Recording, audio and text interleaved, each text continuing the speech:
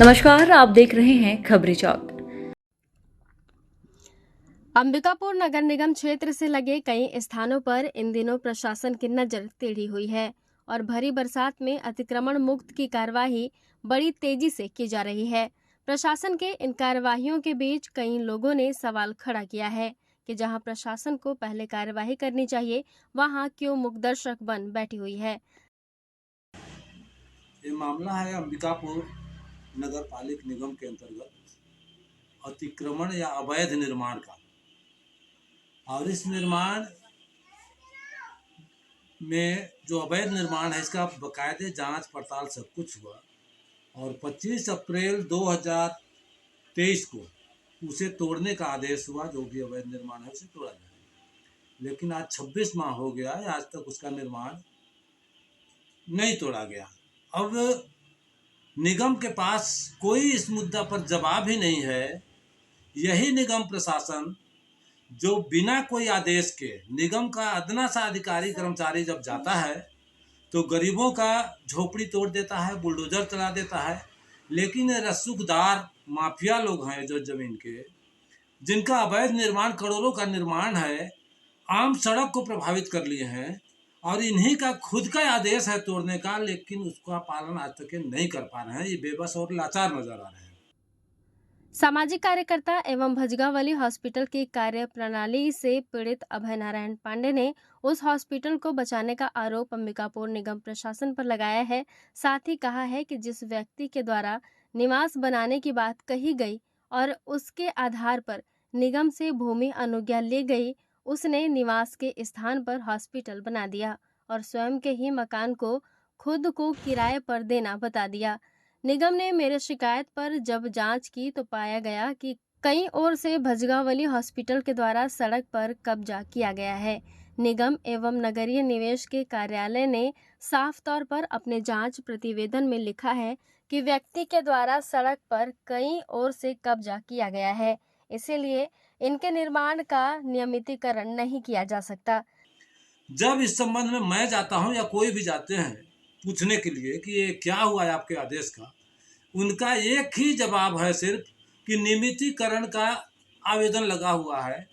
नियमितीकरण में जैसा फैसला होगा, अगर नियमितीकरण का आदेश हो जाएगा, जो अनधिकृत विकास के नियमितीकरण हेतु 2022 में चला था एक नियम, उसके तहत उसका हवाला दे देते हैं।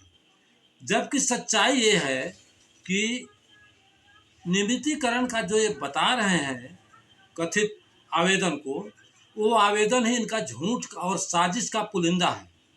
जब आदेश जारी हो गया तोड़ने का, तब निगम प्रशासन के अधिकारी कर्मचारी और जो अवैध निर्माणकर्ता अतिक्रमणकारी भजगौली हॉस्पिटल वाले हैं, ये संचालक लोग, ये मिल के एक साजिश रचे और काफ़ी इन लोग अवैध रूप से प्रभावित किए, पैसा रुपया देके जैसा भी हो।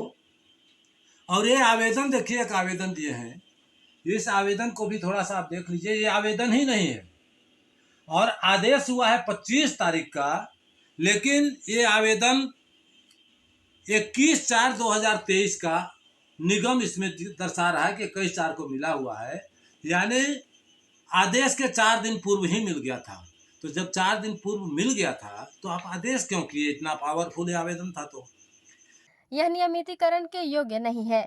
ऐसे में नगर निगम के कमिश्नर द्वारा दिग्भ्रमित किया जा रहा है कि नियमितीकरण हेतु केस लगाया गया है और उक्त निर्माण का नियमितीकरण किया जाएगा, जबकि इस नगर निगम में आयुक्त के पद पर आसीन पूर्व में आईएएस अधिकारियों ने उक्त निर्माण को ध्वस्त करने का आदेश दिया था। उनको तोड़ने का एक आदेश निगम से ज़रूर हुआ है, लेकिन उसमें अनुमति है निगम की और उसने अनुमति से अधिक क्षेत्र में भवन निर्माण किया हुआ है। तो उसका नियमितीकरण का प्रकरण है, पहले टाउन कंट्री प्लानिंग में था और अभी निगम को प्राप्त हुआ है। तो समिति का अभी बैठक होने वाला है नियमितीकरण के लिए, तो समिति के समक्ष हम लोग रखेंगे। समिति अगर उसको कंसीडर करता है तो ठीक है, और निरस्त करता है तो फिर उसमें आगे हम लोग तोड़ने की भी कार्रवाई करेंगे। ऐसे में सवाल यह उठता है कि क्या नियमितीकरण हेतु जो जिला स्तरीय समिति बनी हुई है, जिसमें जिला के प्रमुख आईएएस अधिकारी से लेकर कई अधिकारी, सदस्य एवं पदाधिकारी हैं। वे क्या निगम की सड़क जो सार्वजनिक हित की है उस पर किए गए निर्माण को नियमितीकरण के दायरे में लाकर सड़क के कब्जे को नियमित कर देंगे। निगम के आयुक्त ने जो जवाब हमारे सवालों पर दिया है उससे तो यह प्रतीत होता है कि निगम के कमिश्नर सार्वजनिक हित के सड़क पर हुए कब्जे को भी नियमितीकरण के दायरे में लाकर नियमित करने वाले हैं। इस पूरे प्रकरण पर भजगावली हॉस्पिटल की कार्यप्रणाली से पीड़ित एवं सामाजिक कार्यकर्ता अभय नारायण पांडे ने सवाल खड़ा किया है। दूसरी बात, इसमें आवेदनकर्ता का कहीं कोई हस्ताक्षर तो है, दिनांक नहीं है। यानी आदेश के बाद बैक डेट में ये लोग आवेदन दिए। उससे बड़ी बात है, ये 20 तारीख का आवेदन हो गया और दूसरा एक और आवेदन इनका आता है 8/5/2023 का, और इस 8/5/23 जो है ये भी निगम प्रशासन द्वारा लिखा गया है कि आज प्राप्त किया, लेकिन इसमें भी आवेदक का दिनांक नहीं डाला हुआ है।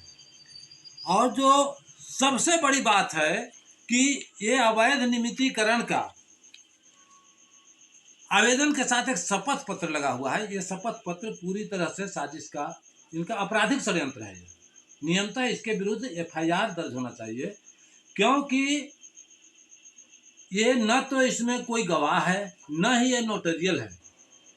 और जब ऐसी स्थिति में तो छोटे कार्यालय में भी इसे ग्राह्य नहीं कर सकता कोई अधिकारी कर्मचारी, तो ये निगम प्रशासन के आदेश, निगम के आयुक्त या कमिश्नर के आदेश के बाद ये फर्जीवाड़ा जो लोग किए हैं, ये बहुत बड़ी गंभीर मसला है। और मात्र इनके पास जब इनका ये फर्जीवाड़ा आवेदन और शपथ पत्र पूरी तरह उजागर हो गया है और इनका साजिश बेनकाब हो गया, इनका चाल चरित्र, चेहरा और मनसा पूरी तरह बेनकाब हो गया, तब इनके पास अब कुछ बचा नहीं है कहने के लिए। तो ये बोलते हैं कि नहीं, नियमितीकरण का आवेदन लगा हुआ है और उसका निराकरण जब तक नहीं हुआ है इसलिए हम लोग उसे नहीं गिरा रहे हैं।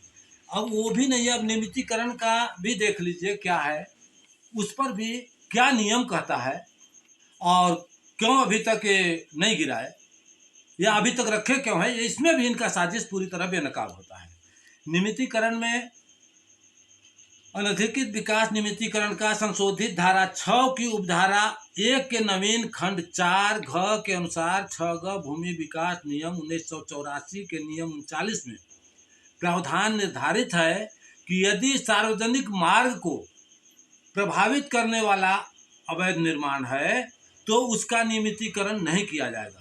और ये निगम का ही जांच है जिसमें ये बता रहे हैं अपने जांच में, आगे ये लिखे हैं कि 3 तरफ से रास्ता को प्रभावित किया है। रास्ता 12 मीटर का प्रस्तावित था, जो रास्ता अभी 5.8 मीटर बचा हुआ है, यानी 7 मीटर रास्ता कब्जा कर लिया गया दक्षिण साइड में।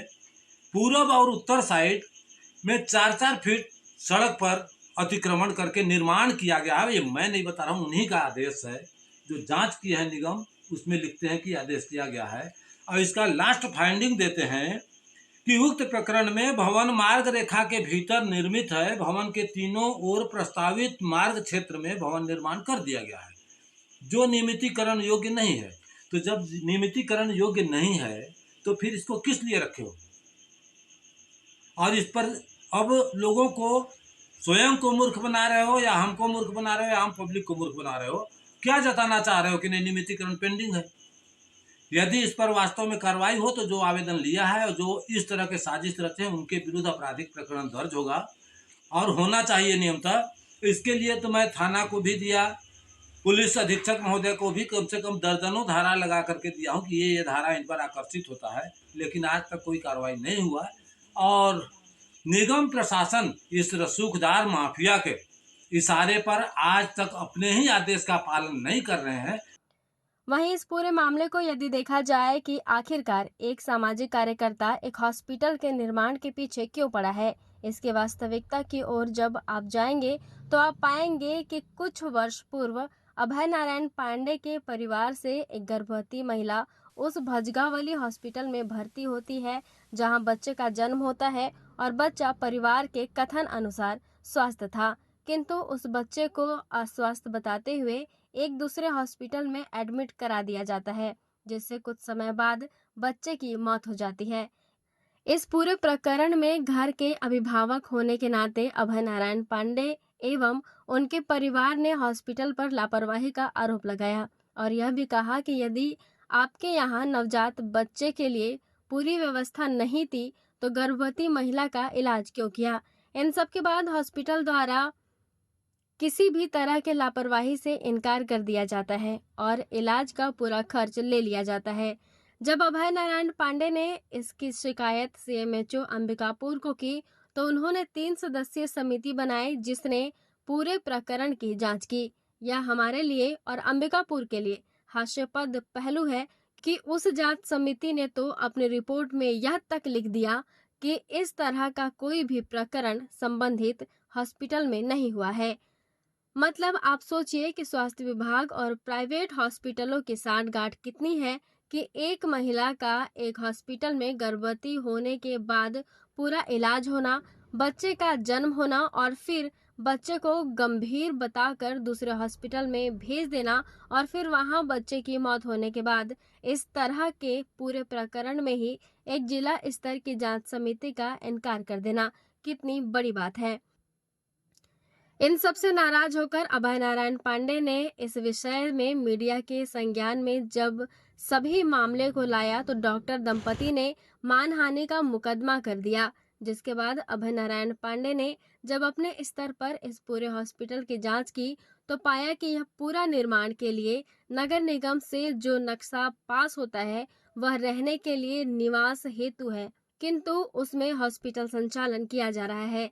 तभी शिकायत पर निगम ने भी जांच की और यह पाया कि निगम से पास हुए नक्शा के विरुद्ध सड़क पर कई ओर से कब्जा कर लिया गया है और रहवासी बिल्डिंग का कमर्शियल उपयोग हो रहा है। तभी से यह पूरा प्रकरण प्रकाश में आया, जिसमें विगत कुछ महीनों से नगर निगम में आसीन रहे आईएएस अधिकारियों ने नियम विरुद्ध सड़क पर कब्जे को तत्काल खाली कराने, अवैध निर्माण को ध्वस्त करने का आदेश पारित किया था, जिसे वर्तमान आयुक्त ने यह कहकर रोका हुआ है कि नियमितीकरण के तहत इसका नियमितीकरण होगा।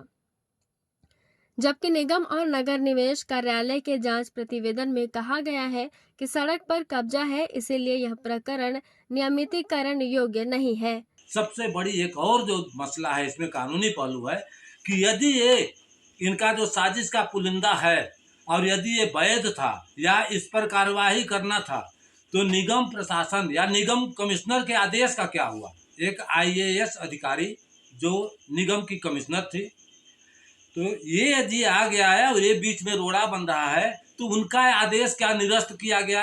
क्या वो खुद से अपने आदेश को निरस्त किए या किसी न्यायालय ने उस पर स्टे लगाया या इस आवेदन का हवाला देकर ये बोले कि तब तक जब तक इसका निराकरण नहीं हो जाता तब तक के लिए स्थगित किया जाता है? तो कुछ नहीं किया है, तो अपने आदेश का खुद से अवहेलना कर रहे हैं, जो अपराध है।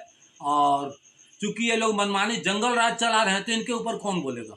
ये सिर्फ गरीबों का घर तोड़ सकते हैं, बुलडोजर चला सकते हैं, नियम कानून कुछ नहीं है, जिसके विरुद्ध अभी मैं आगे भी बढ़ूंगा। मैं तो यही चाहूँगा कि अभी तक ये कर लें। अभी कलेक्टर महोदय को ढाल बनाना चाह रहे हैं। अरे जब तुम स्वयं से बता दिए कि नियमितीकरण योग्य नहीं है तो फिर आवेदन वहाँ पहुँचने लायक के योग्य ही नहीं रहा तो इसको हटाओ। ये है मामला इसमें पूरी तरह से, और देखिए आगे कानूनी कार्रवाई जो भी होगा।